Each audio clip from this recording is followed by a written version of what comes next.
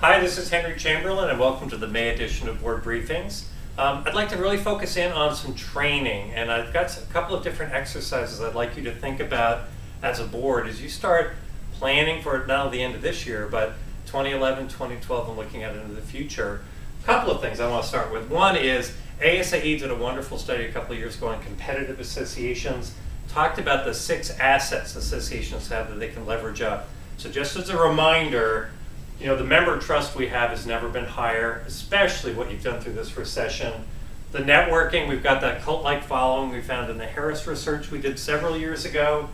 The knowledge of the industry and the profession, we're getting more of that information into our databases. The organization has never been more influential. Our clout, the relationships with members is very, very strong and keeps getting stronger. And just the recognition we have in the marketplace keeps getting much stronger, the PR, the marketing that we've got out there. So a lot of assets we have as an organization.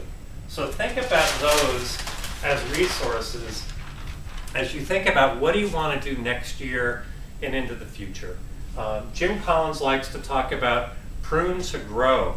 You know, we've got our menus of things, we've got some programs we've been doing for a long time.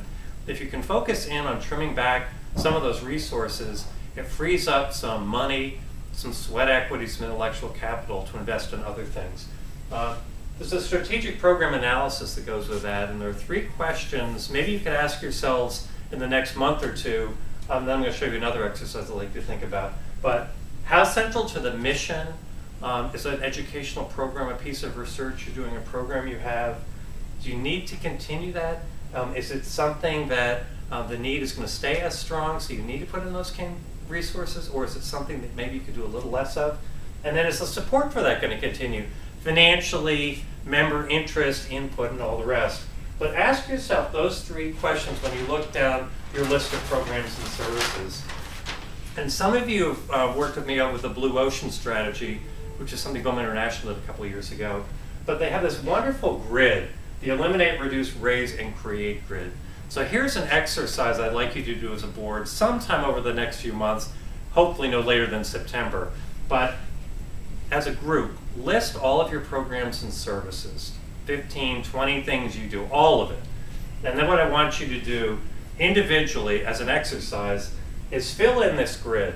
And so any of you who think that you can eliminate some things that you're doing, again, an educational program, a publication, put it in the eliminate quadrant.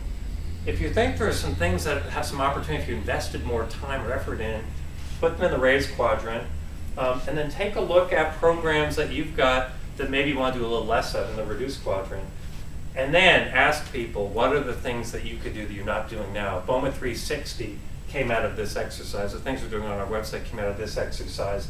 I think you're going to learn a lot. It's going to help you plan for 2011 and 12.